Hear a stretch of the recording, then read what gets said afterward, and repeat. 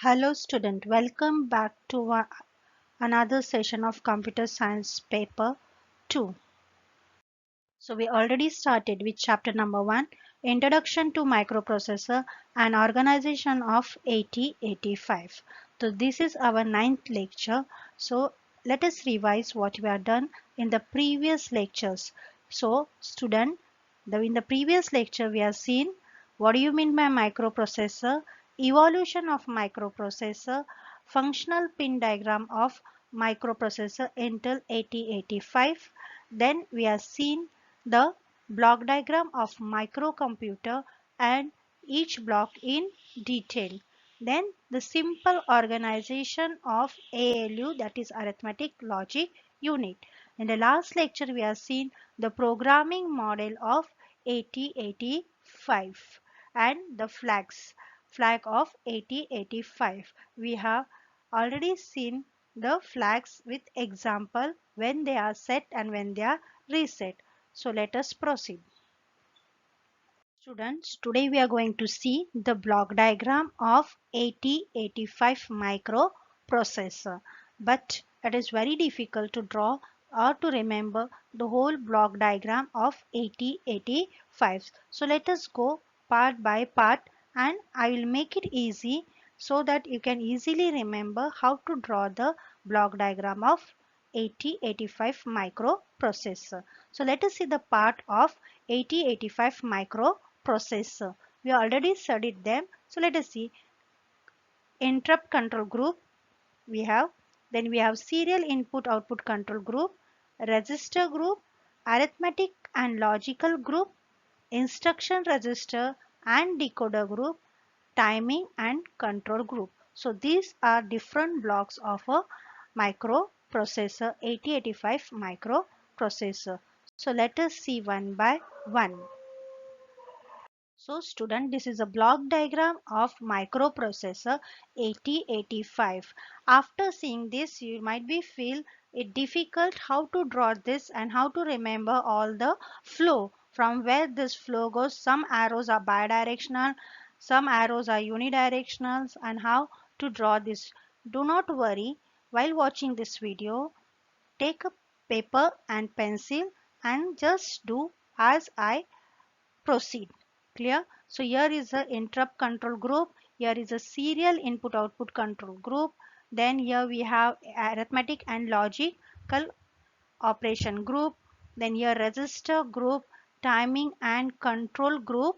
And here we have a instruction and decoder group. So these are groups. So you have to remember them in group 1, 2, 3, 4, 5, 6 groups, right? So this way you can remember 6 diagram you have to draw, right, to form the block diagram of a microprocessor 8085. Clear? See, the first group is interrupt controller group. Now interrupt signal we have seen there are 5 hardware interrupts in 8085. They are trap, RST 7.5, RST 6.5, RST 5.5 and INTA. They are towards the microprocessor. Whenever the interrupt signal enabled or requested, the microprocessor shifts the control from the main program to the process the incoming request, and after completing the request the control goes back to the main program. So these are nothing but hardware interrupt, and this is the control signal, and it is again connected to the internal data bus. Clear? That is nothing but interrupt controller group. We already seen all this interrupt in detail, their vector location, right? Then we have seen the priorities, which priorities maskable and non-maskable, this in detail, right? Second block or second part of microprocessor 8085 serial input output controller. Here, see serial input, there are two SOD and SID. The input and output of serial data can be carried out using two instructions in 8085, that is serial input data and serial output data. So this is serial input data and serial output data. This is outgoing, and this is incoming. Data on these lines is accepted and transferred under the software control by serial input output control block by using special instruction, that is rem and sim. We already seen, and it is connected to the internal bidirectional data bus, and this is the control signal. Is it clear? So we have seen interrupt controller and serial input output controller. So now we have seen two blocks, two groups, that is interrupt controller group and serial input output group.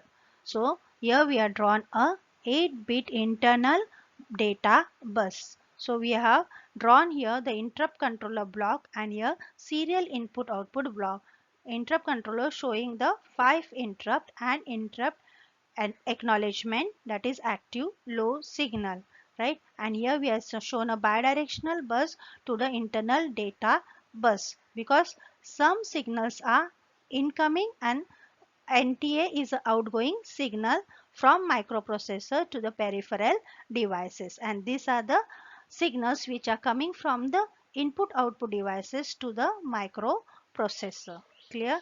Serial input output devices, SID is an incoming signal and SOD is an outgoing signal. So again here it is a bidirectional bus and it is connected to the control signal. So this arrow is nothing but the control signal. See, we are done two groups we are done, that is interrupt controller group and serial input output group. So now it will be easy for you to draw the part block diagram of the microprocessor. Okay, so let us proceed further. Now, the next group is register group. In 8085, general purpose register are used to hold the data like any other register. In 8085, there are 6 type of register called as general purpose register. They are 6 type of register: BC, DE, HL. They are 8-bit general purpose register. Each register can hold 8-bit data. They can work in pair such as BC, DE, HL to store 16-bit date address. The HL pair works as a memory pointer. Now there are three 16-bit register. They are stack pointer, program counter, and increment and decrement latch. Program counter is a special purpose register. It holds the address of the next instruction to be executed in order to save the time. So we have seen this in detail. The stack pointer maintains the address of last bit that is entered into the stack, and each time when the data is added into the stack pointer is decremented. Okay, so we use two instruction, pop and push, right? Increment and decrement latch, it is used to increment or decrement the content of the program counter or stack pointer register. So this increment and decrement latch are used to increment or decrement the content of program counter and the stack pointer. The address and data buffer. See here, this is address buffer and this is a data buffer. The content of the stack pointer and the program counter are loaded into the address buffer and address and data buffer. The buffer are used to drive the external address and data bus, to drive the external address and data bus. As the memory and input output chip are connected to this bus, the CPU can exchange the desired data to the memory and input output chip. So with the help of this, it can exchange the desired data between memory and input output. The address data buffer can both send and receive the data from internal bus. So we'll see these are connected to the internal data bus. Okay, so this is nothing but register group. So till now we have seen three groups: interrupt controller group, serial input output group, and now register group. So these are connected to the 8-bit internal data bus. See here, we have shown the 8-bit internal data bus is connected to the address and data buffer. Clear? So now it's easy. See, one block, two block, three block, and they are all connected to the internal data bus. So first draw the internal data bus, and then draw the interrupt controller block. Second, draw the serial controller block, and then draw the register register block group, register group or register block. Now it feels easy, right? So the next group is arithmetic and logical group. Arithmetical and logical group consists of ALU, accumulator, temporary register and flag register. We have seen accumulator ALU, we have seen the block diagram of simple block diagram of ALU. It consists of binary adder, a shifter and the status register. Accumulator, here accumulator, temporary register and flag register. Accumulator we have seen is very important during all the logical and arithmetical. The accumulator is one of the operand. It is a 8-bit register, right? So here we are shown the arithmetical logical group consists of accumulator, temporary register. Now this time in 8085 there are three temporary register, namely data register. They store the data temporarily, that is WZ, and are the register. These two register WZ are not available for the user. It is also called as operand register 8-bit. It provides the operand to the ALU. ALU can store immediately the result in the temporary register. 8085 uses them internally to hold the data temporarily during the execution of some instruction. So temporary is used to store the data temporarily. So ALU is connected with the temporary register, the flag. We have seen there are 5 flag in 8085: carry flag, parity flag, auxiliary carry flag, zero flag and sign flag. So depending on the operation performed in the ALU, this flag are set and reset. See, so accumulator bidirectional. So the data, so here the arithmetic and logical operation is done, and again the data is stored in the accumulator temporary register. So they are all bidirectional lines. See, here the data is coming to the accumulator from the accumulator also, and from primary temporary register, and then here the logical or arithmetical operation takes place, and again the result is stored in accumulator and the flags are set or reset. Clear? So this is nothing but arithmetic and logical group. So now again let us draw the block diagram. So now we have seen this is the 8-bit internal data bus, interrupt controller group. The second part is serial input output group, then your register group, right? And this is nothing but arithmetic and logical group, right? So this is arithmetic and logical group, and these all are connected. The control signals, see, these are control signals to the timing and control signal group. They are connected. Okay. So now it is easy to draw. So you know what are the interrupt controller, you know the serial input output, then you know the register group. The register group consists of 6 pairs of general purpose register, stack pointer, program counter and increment and decrement latch, and this internally they are connected to the buffer address, that is higher order address bus, and lower address and data bus, which are multiplexed. Clear? Now the next group is instruction register and decoder group. During the instruction fetch, the first byte of instruction, so the first byte of, that is opcode, is transferred to the 8-bit register, instruction register. So whenever you are writing the instruction, that is MVI A, B2, so the opcode, the corresponding code of that instruction is transferred, where is transferred in this instruction register.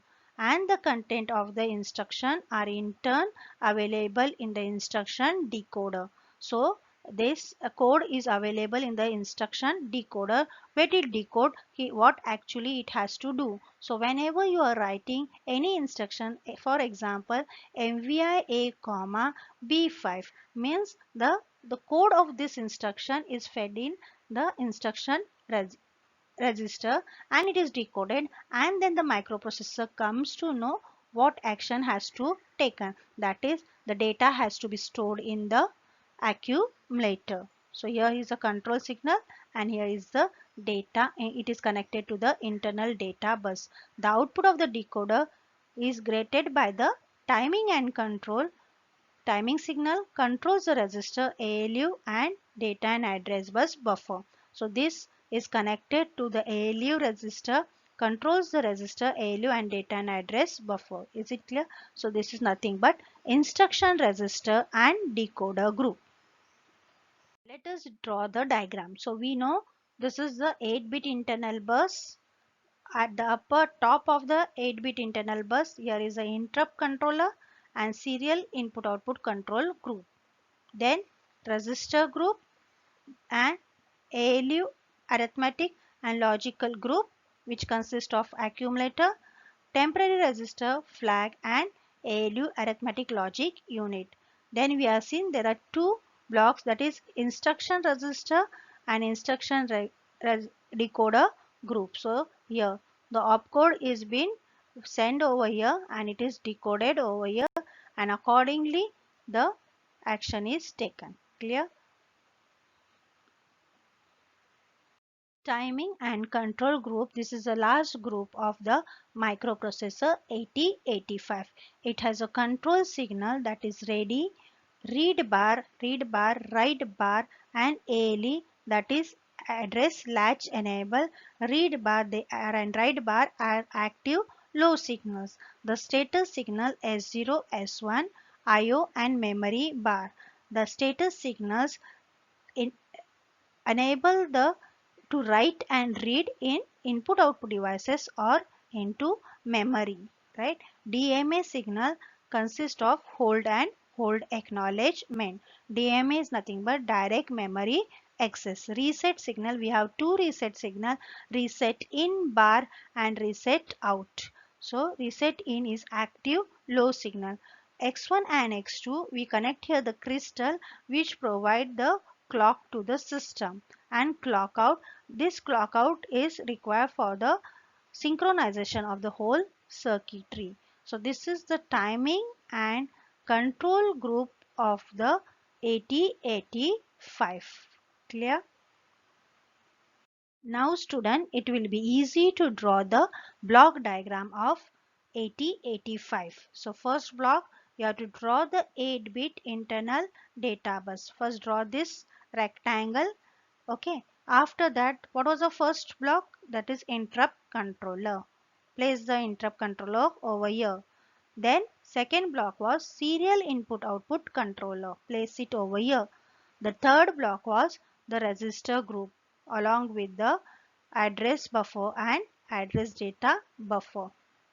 The next group was arithmetic and logical group, which consists of accumulator, temporary register, flag and ALU arithmetic and logical unit. The next block was instruction register and instruction decoder. And the last block was timing and control signal. So now it is easy for you to draw the block diagram of the microprocessor. This timing and control unit is very important as it synchronizes the register and the flow of the data to the various register and other unit. This unit consists of a oscillator and control sequence which send the control needed for the internal and external control of the data and other unit. This oscillator generates the clock which aid in synchronization all the register of 8085. The read bar is an active low signal that indicates that the IO or memory selected is to be read and the data is available on the bus. Write bar is a active low and this indicates the data available on the bus are to be written on the memory or input output devices. Right? Input output output and memory bar to differentiate between input output operation of the memory operation, and O indicates 0 indicate the memory operation and 1 indicates that is it is input output operation, right? So input output and memory bar are combined with the read bar and write bar to generate the memory and input output and memory control signal. S0 and S1 signal can identify various operation. Clear? So this is a block diagram of 8085. Student, when we are drawn the pin diagram, all the 40 pins are shown over here. So here power supply plus the 8085 microprocessor works on plus 5 power supply. So here power supply is shown plus 5 volt and ground. Pin number 40 and pin number 20. X1, X2 was pin number 1 and 2. Then reset out pin number 3. SOD and SID pin number 4 and 5. Then we are seeing the interrupt. This were the interrupt pin number 6, 7, 8. Okay. Then the lower address line and data bus, right? They were multiplex AD0 to AD7 and VSS, that was ground. Then we are seeing the higher address bus. After that we are seeing ALE, then status signal, read bar, write bar, ready, reset in, clock, hold, hold, acknowledgement, and then the VCC. So all the 40 pins you can see over here. Yes, so this is the block diagram of microprocessor 8085. Student, in the exam, just to draw neat and label diagram of microprocessor 80 is been asked. So you have to draw the block diagram and label it properly and show the flow. Okay, clear? So student, in today's session we have seen how to draw the block diagram of microprocessor 8085, different blocks, how to draw the simple trick to draw the block diagram of microprocessor 8085.